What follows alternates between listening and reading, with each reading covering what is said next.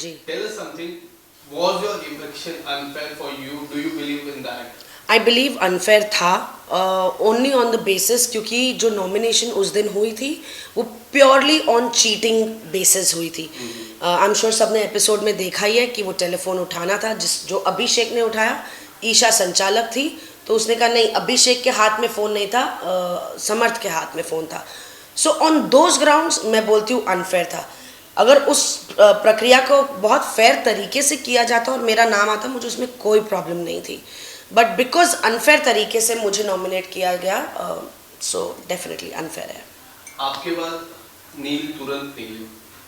क्या आपको लगता है कि ये जो दो स्ट्रॉन्ग प्लेयर्स को निकालना was very unfair for the people, like predicted winner को विन कराना?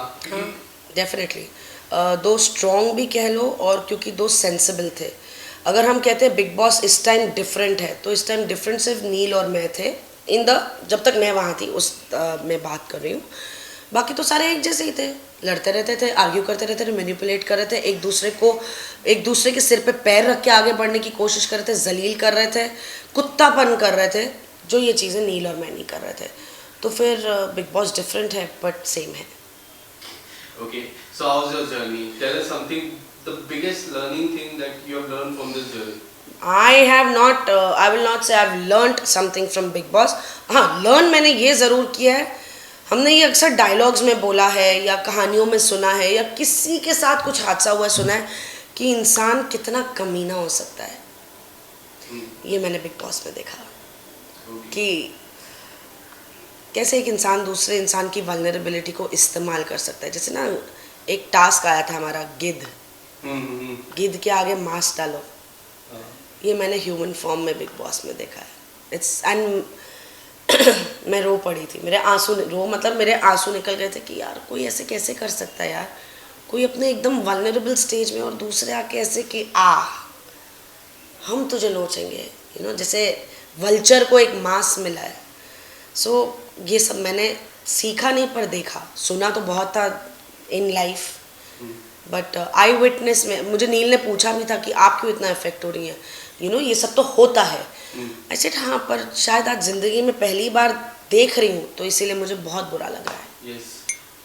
जिग्ना जी और आपकी दोस्ती कई हद तक बहुत अच्छी प्योरिटी वाली दोस्ती थी, और वो जो नॉमिनेशन हुआ था जो आप तीनों का था, जो एक बाहर जाएगा, उसमें भी काफी चर्चा हुई बाहर से. Grace period. जिग्ना जी, हाँ, एंड नावेद ग्रेस पीरियड. हाँ जी. वो कितना डिसअपॉइंटिंग है क्योंकि मैंने देखा आप तीनों रो रहे थे वो टाइम पे, तीनों जब नावेद जा रहे थे.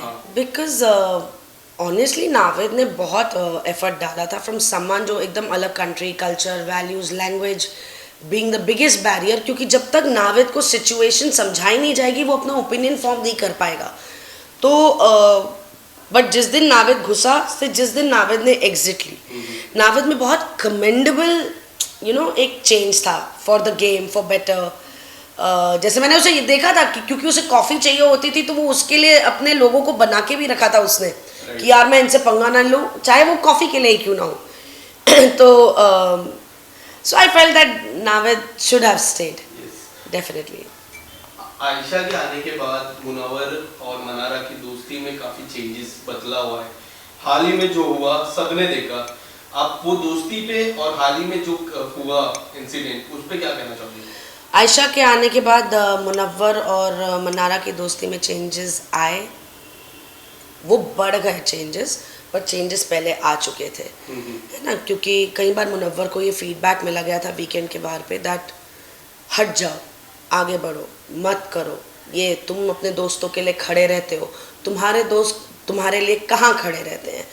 तो ऑलरेडी मुनव्वर को थोड़ा वो एक था कि और मुनव्वर ने बनाने के लिए रिश्ते नहीं बनाए थे गेम के लिए, व्हाट आई मीन, उसने ऑर्गेनिकली बनाए थे. अब हाँ, ये हो सकता है कि किसी के साथ एक 10 मिनट का रिश्ता है, किसी के साथ 1 घंटे का रिश्ता है.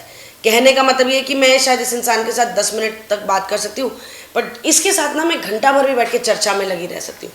तो मुनव्वर के रिश्ते फेक नहीं थे, बट मुनव्वर और मनारा के बीच में ऑलरेडी थोड़े थोड़े वो डिस्टेंस आ रहा था, क्योंकि this was the feedback given to Munawar, right. और उस दौरान आयशा आ गई तो अब वो पहले अपनी ज़िंदगी को सही करे कि मनारा को वो attention they, but Mannara being Mannara उसे सिर्फ अटेंशन चाहिए क्योंकि दोस्ती उसके लिए वही है कि आप मुझे अटेंशन नहीं दे रहे, अब मेरा फन कौन करेगा मैम, अब मैं बात किससे करूँगी। मैंने उसको कहा, मैंने कहा मनारा मैं तेरे साथ 4 घंटे बात नहीं कर सकती, मैं 1 घंटा बात कर सकती हूँ, you know as a friend this is what I can do for you, but वो जो तेरा फन, तेरी वाइब, तेरी ट्राइब है भैया, मैं वो पूरी नहीं कर पाऊंगी, तो that you see. Rinku ji एक बात है, मैंने 5th हफ्ते में आपकी जब मम्मी और सिस्टर का इंटरव्यू हो रहा था, मैंने एक सवाल पूछा था उनसे, उनका जवाब मैं बताऊंगा, पहले आपका सवाल जानना चाहूंगा कि अंकिता ने ना लगभग 6 बार एक शख्स का नाम लिया जो इस दुनिया में नहीं है। हाँ मैंने भी ये सुना है। हाँ। तो काफी लोग का बाहर से मिक्स रिएक्शन था कि ये एक मुद्दा हो सकता है कि टीआरपी और मिले अंकिता पर्सनली, अंकिता को कि लोग अभी भी आफ्टर 2-3 इयर्स अभी भी ट्विटर पे ट्रेंड करते हैं daily. What's your take on that? मैंने ये सवाल पूछा था आपकी मॉम से, उनका भी रिएक्शन मैं बताऊंगा आपको, बट आपका टेक क्या है, क्योंकि आपने भी सुना होगा 1-2 बार। मैंने एक बार सुना, टू बी वेरी ऑनेस्ट। अभिषेक के साथ जब था तभी? नहीं, मैंने अभी लास्ट में सुना था, दिन का वक्त था, अंकिता, मैं और उस टाइम आयशा, तो हम तीनों थे और एक और जन था मुझे याद नहीं, पर हम 3 जन डेफिनेटली बैठे हुए थे और अंकिता उनके बारे में कुछ बता रही थी, बेसिकली पवित्र रिश्ता की भी बातें करी थी। पवित्र रिश्ता का जो आखिरी सीन था उसमें सुशांत सिंह आए थे and how that scene was shot, and then उस सिलसिले में फिर वो आगे बढ़ गई कि अब वो नहीं है, यू नो कैसे होती है लाइफ है वो। तो मेरे साथ पर्सनली अगर मैं बोलूँ, मैंने पहली बार ये कॉन्वर्सेशन उनके मुंह से सुनी थी, कई लोगों के साथ उन्होंने की होगी पर मुझे नहीं पता। What I think about, you are talking about ex, you know जो आपकी ज़िंदगी में बहुत अहमियत एक टाइम पे रखते थे और आज जो ज़िंदगी में है ही नहीं, दुनिया में है ही नहीं, as an end on this platform everything can be calculated, you know everything can be, मतलब हाँ क्यों आप वो बात करिए पवित्र रिश्ता की दम पे आप सुशांत सिंह की बात कर रही हैं या आप जेन्युइनली पवित्र रिश्ता के बारे में, पर आपने इंसिडेंट तो वही सुनाया कि भाई जो लास्ट सीन था जिसमें वो सुशांत सिंह को बुलाया गया था शूट पर। So I really don't know, but yeah जो पास्ट है वो पास्ट है। ये तो बिग बॉस भी बोलते हैं भूतकाल नहीं वर्तमान और भविष्य काल में रहिए। भूतकाल हो गया, जो पिछले हफ्ते एयर पे आया वो खत्म, आगे क्या।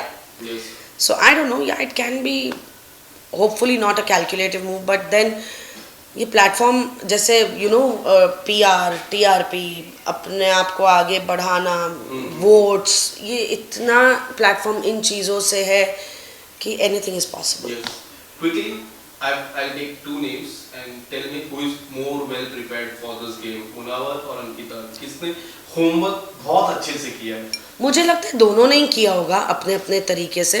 रीज़न बीइंग उन दोनों को जितना मैंने उनके मुंह से सुना वहाँ घर में कि लिटरली 3 मंथ्स पहले बिग बॉस इनवाइट आ गया था, या बातें शुरू हो गई थी, समथिंग लाइक दैट। दोनों को इक्वल अमाउंट ऑफ टाइम मिला to prepare, so I think both are prepared. Your top 2 and winner?